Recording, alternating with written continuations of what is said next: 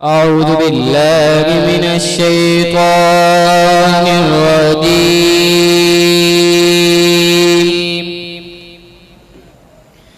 بسم الله الرحمن الرحيم.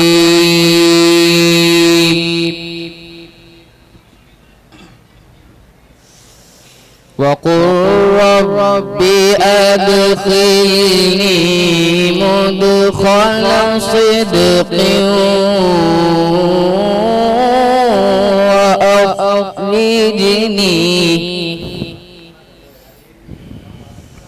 وأخرجني مخرج صدق واجعل لي من لدنك سلطانا نصيرا. سبحان اللہ.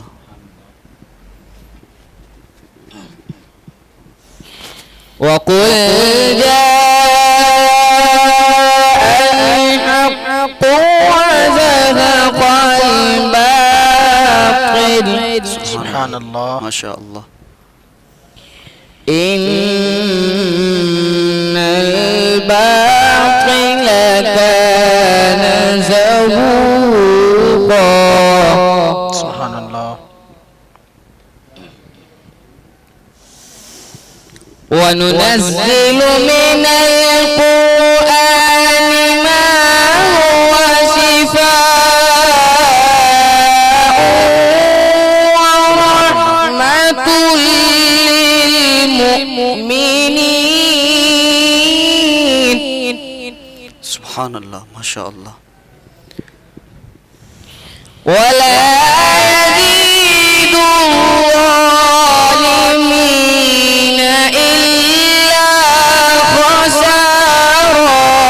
سبحان اللہ. سبحان اللہ. ما شاء اللہ. وإذا أنعمنا على الإنسان أعرض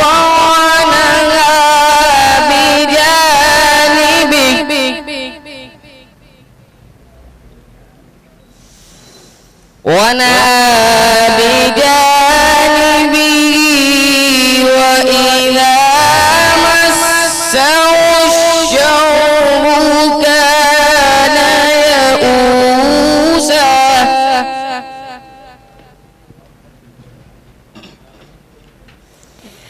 قل كل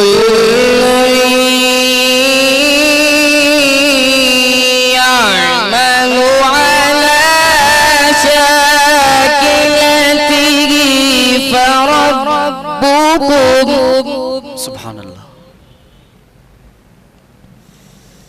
فربكم أعلم بمن هو أهدى سبيلا. سبحان اللہ. صدق الله العظيم.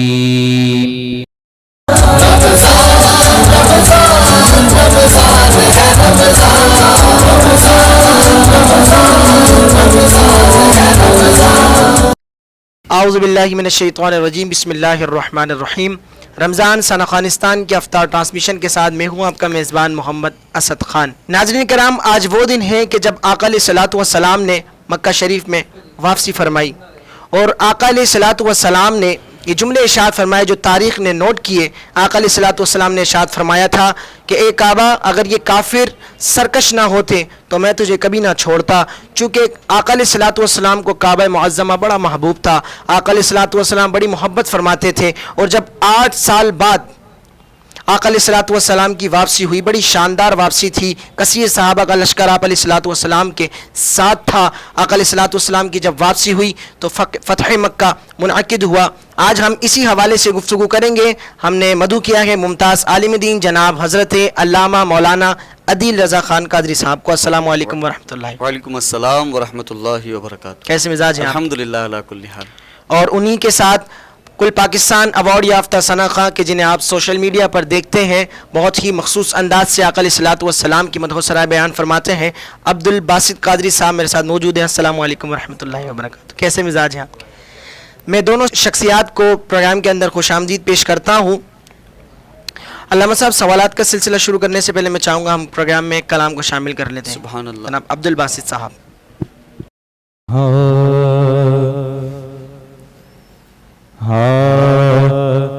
حشر میں خود کو جو دیکھوں گا بکھر جاؤں سبحان اللہ، ماشاء اللہ۔ اپنے نا سنبھالا تو کدھر جاؤں گا، اپنے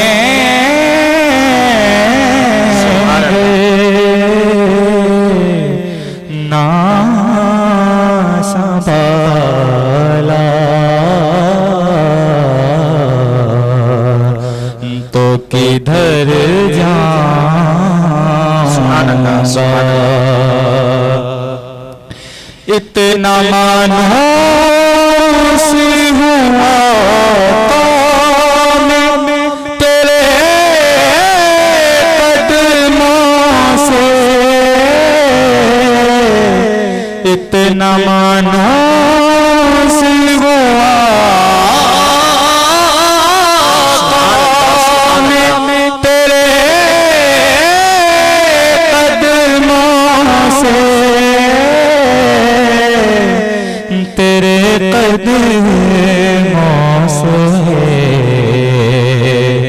مجھ کو قدموں، مجھے کو قدموں، مجھ کو قدموں سے کیا دور تو مر جاؤں گا، عادت نات بہانا ہے میری بخشش کا،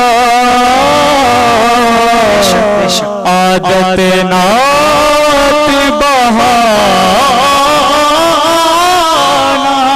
ہے میری بخشش کا، میری بخشش کا، نعت پڑھتے نعت پڑھتے میں نعت پڑھتے ہوئے میں پل سے گزر جاؤں گا، اپنے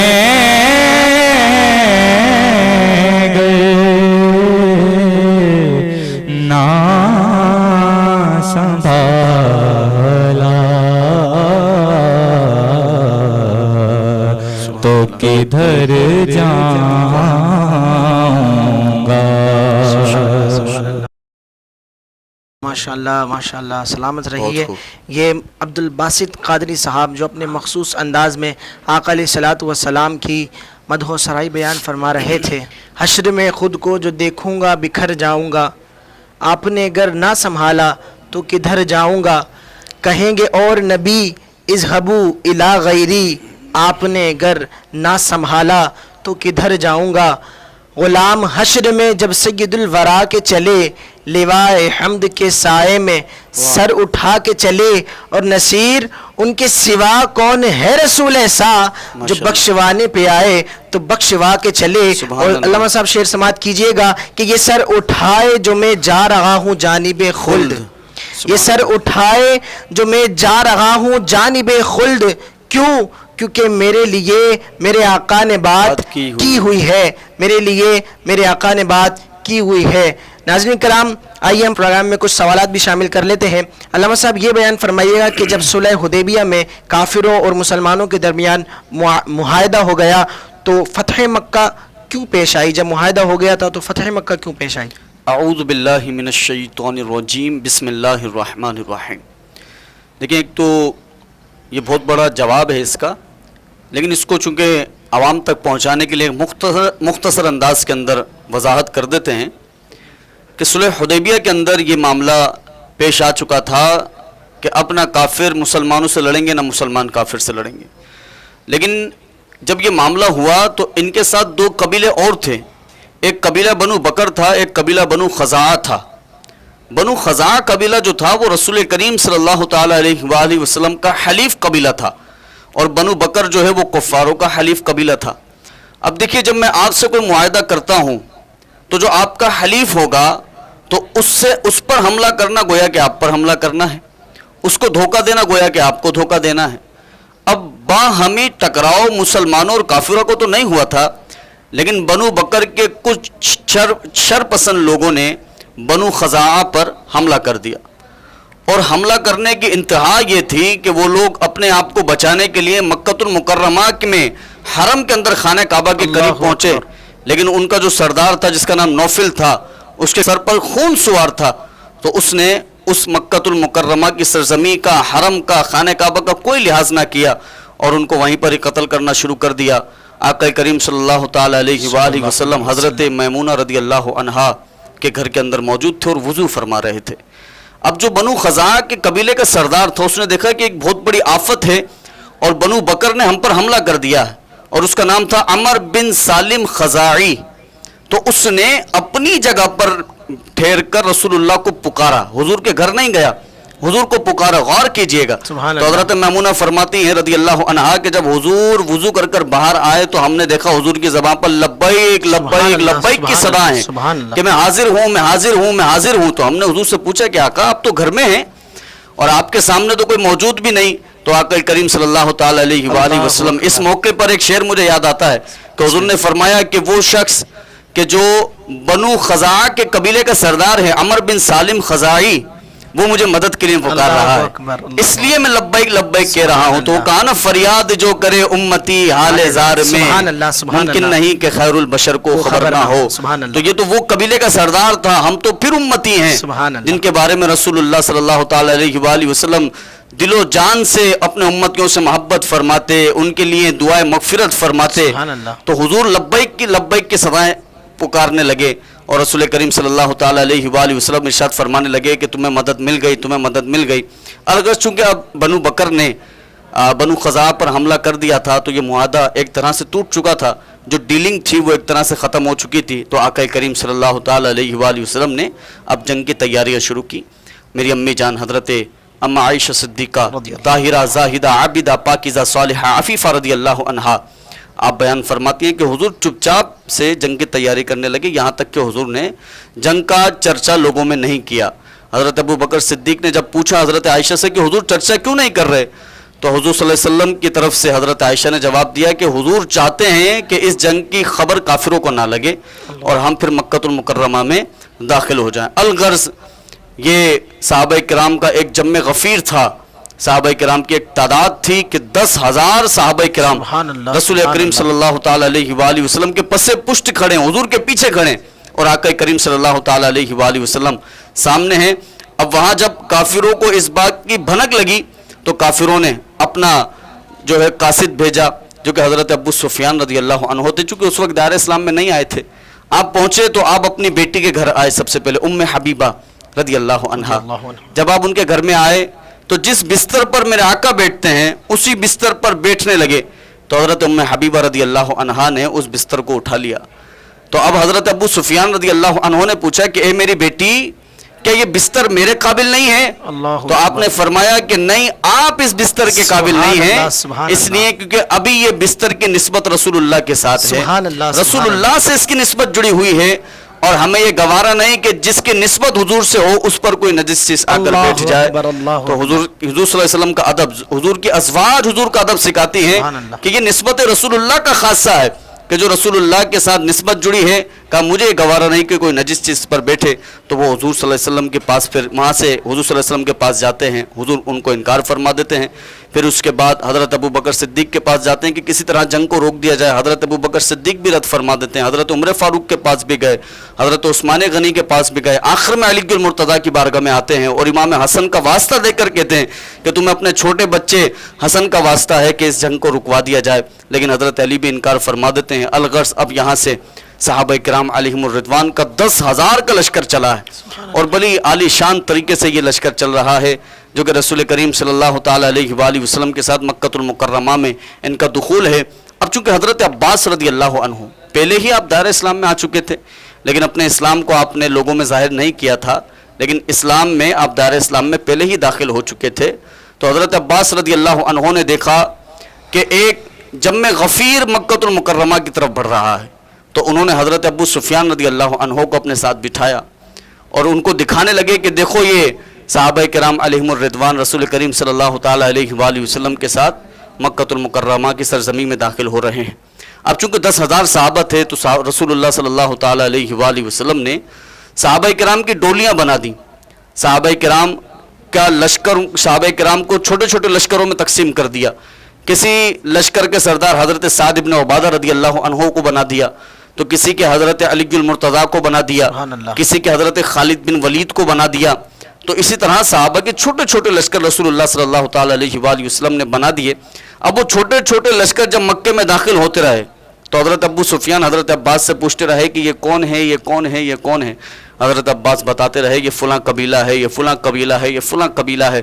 اب باری آئی انصار صحابہ، مدینے کے صحابہ میں قربان کے جب حضور نے 8 سال پہلے، چونکہ یہ 8 ہجری کا واقعہ ہے، تو 8 سال پہلے جب حضور نے مکۃ المکرمہ کو چھوڑا تھا اور آقا کریم صلی اللہ علیہ وسلم مدینہ منورہ آئے تھے، تو اس وقت مدینے والوں نے اپنا مال بھی حضور کے نام کیا، اپنی جان بھی حضور کے نام کی۔ تو جیسے کہ صحابہ کا ایک جم غفیر تھا، ایک صحابہ کی تعداد تھی جو رسول کریم صلی اللہ تعالیٰ علیہ وآلہ وسلم کے ساتھ تیار تھی، اور حضرت عباس رضی اللہ عنہ حضرت ابو سفیان رضی اللہ عنہ کو اپنے پس پشت بٹھائے یہ منظر دکھا رہے تھے کہ جب صحابہ کرام رسول اکرم صلی اللہ تعالیٰ علیہ وآلہ وسلم کے ساتھ حرم کی زمین میں مکۃ المکرمہ میں داخل ہو رہے تھے، تو لشکر چھوٹے چھوٹے رسول اللہ صلی اللہ تعالیٰ علیہ وآلہ وسلم نے بنا دیے تھے، اور کسی لشکر کے سپہ سالار حضرت خالد بن ولید تھے رضی اللہ عنہ، تو کسی کے عمر فاروق رضی اللہ عنہ تھے، کسی کے حضرت علی المرتضیٰ رضی اللہ عنہ تھے، پھر انصار صحابہ کا لشکر تھا جن کے سپہ سالار حضرت سعد بن عبادہ رضی اللہ عنہ تھے۔ تو یہ تمام صحابہ کرام مکۃ المکرمہ میں داخل ہوئے اور بڑی شان و شوکت کے ساتھ داخل ہوئے۔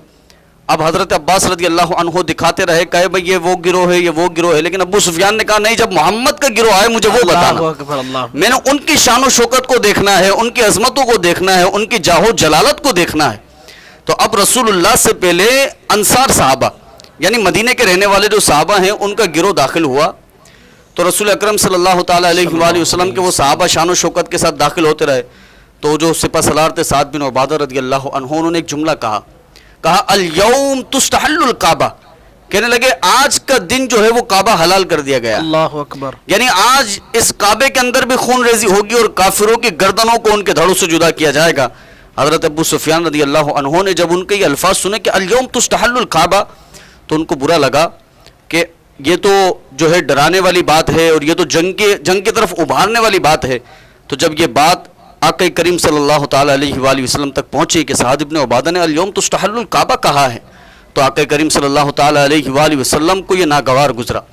حضور نے فرمایا کہ ان سے جھنڈا لے لیا جائے اور دوسرے صحابی کو جھنڈا دے دیا جائے، تو وہ جھنڈا ان سے لے کر دوسرے صحابی کو دے دیا گیا، اور میرا آقا نے کیسا جملہ ارشاد فرمایا، حضور فرماتے ہیں کہ الیوم یوم المرحمہ، حضور فرماتے ہیں آج کوئی ملامت کا، آج کوئی گھمسان لڑائی کا دن نہیں ہے، بلکہ آج تو رب کی رحمت کا دن ہے، آج تو رب نے ہم پر اپنی رحمتوں کی بارشوں کا نزول فرمانا ہے۔ تو حضور فرماتے ہیں الیوم یوم المرحمہ، آج تو رحمت کا دن ہے۔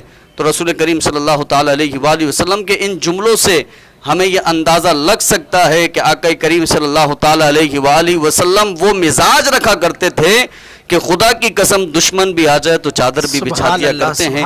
تو آقا کریم صلی اللہ تعالیٰ علیہ وآلہ وسلم شان و شوکت جاہ و جلالت کے ساتھ رسول اکرم صلی اللہ تعالیٰ علیہ وآلہ وسلم اب جب مکۃ المکرمہ کے اندر داخل ہوئے تو اب دیکھیے حضور اکرم صلی اللہ تعالیٰ علیہ وآلہ وسلم کے لشکر کے ساتھ جو حضور کے اس وقت بھی قریب ہیں وہ اور کوئی نہیں بلکہ رسول اللہ کے یار غار حضرت سبحان ابوبکر اللہ، صدیق سبحان اللہ۔ رضی اللہ عنہ ہیں، حضور کے جان نثار ہیں، اور ان کے یار غار ہونے کا، حضور پر جان نثاری کا عالم یہ ہے کہ دنیا میں بھی حضور کے قدموں میں رہے، آج بھی رسول اللہ کے سبحان قدموں میں اللہ، موجود سبحان ہیں، اللہ۔ تو وہ بالکل حضور کے ساتھ ہیں اور اندر داخل ہوئے۔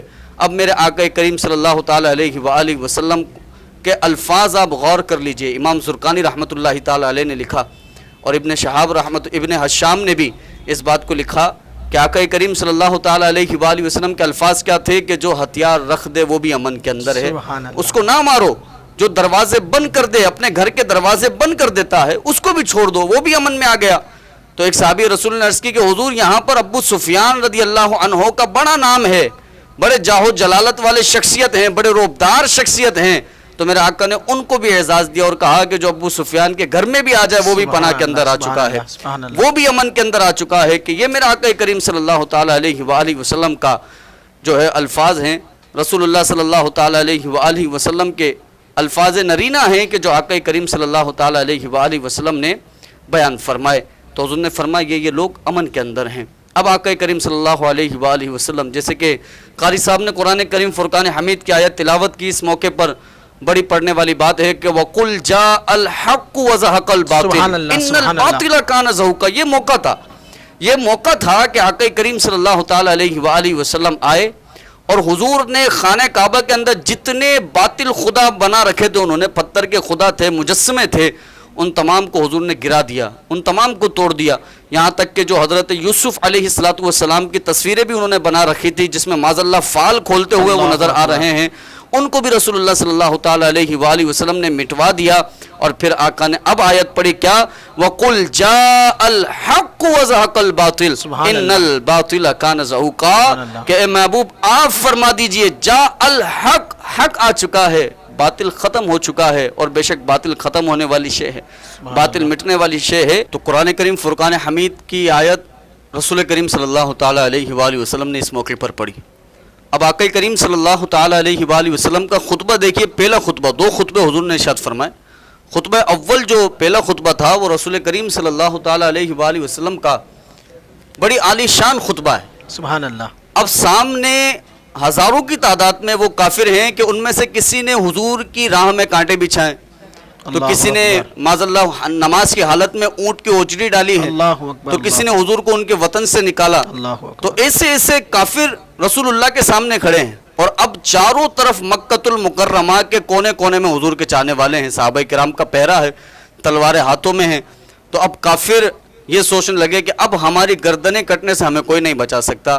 میرے آقا کریم صلی اللہ تعالیٰ علیہ وآلہ وسلم نے شاندار خطبہ دیا اور حضور نے فرمایا کہ بتاؤ آج کے دن تم کیا سوچتے ہو کہ تمہارے ساتھ کیا ہوگا؟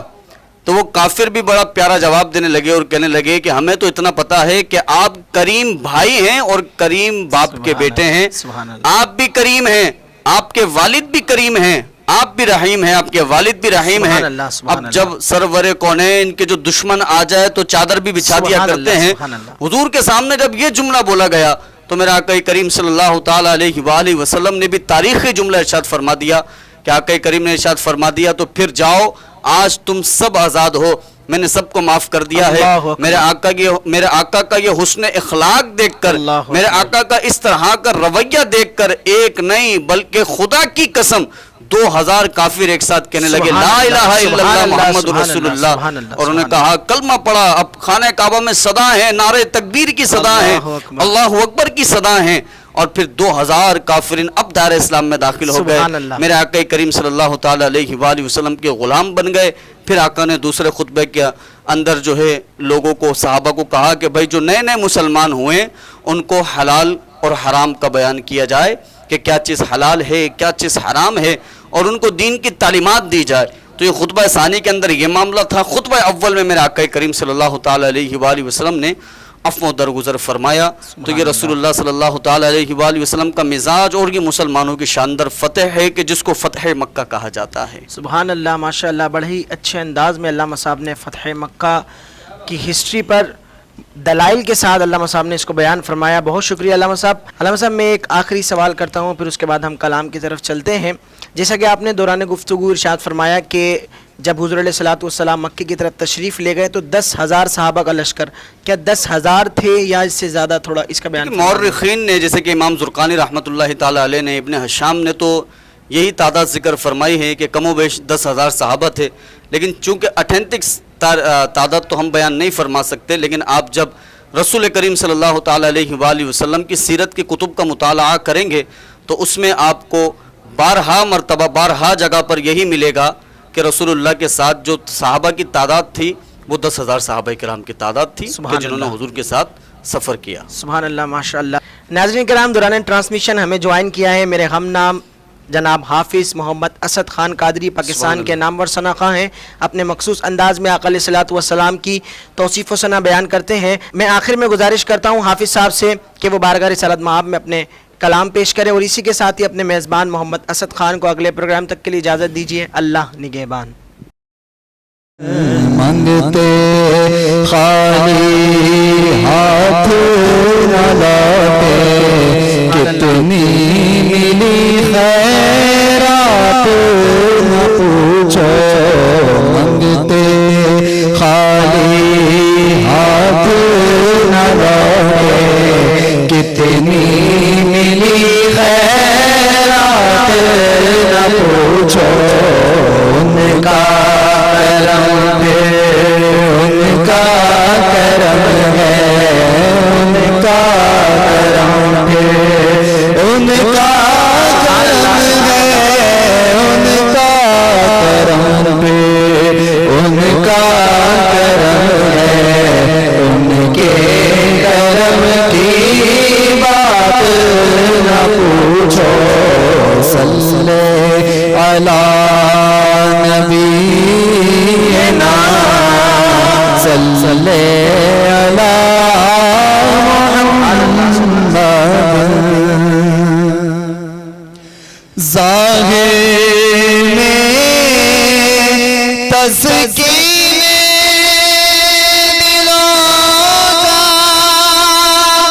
باطن میں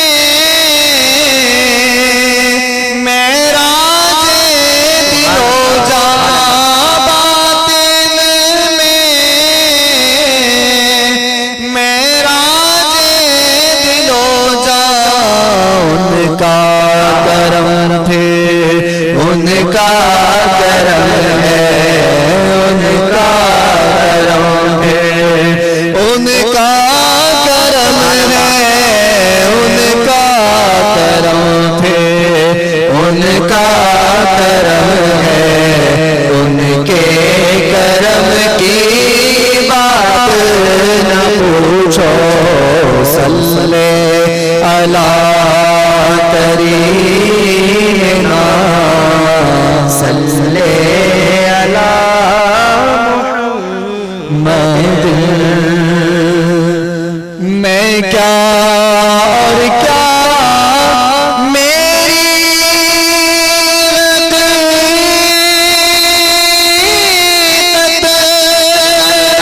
سب کچھ سرکار کی نسبت، سب کچھ سرکار کی نسبت. میں تو برا ہوں لیکن میری، میں تو برا ہوں لیکن میری، میں تو برا ہوں لیکن میری. لاج ہے کس کے رات نہ پوچھو. صلی علی کریمنا، صلی علی محمد. خالد میں صرف اتنا کہو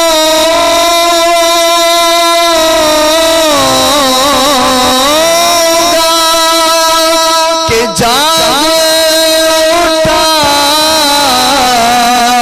عشق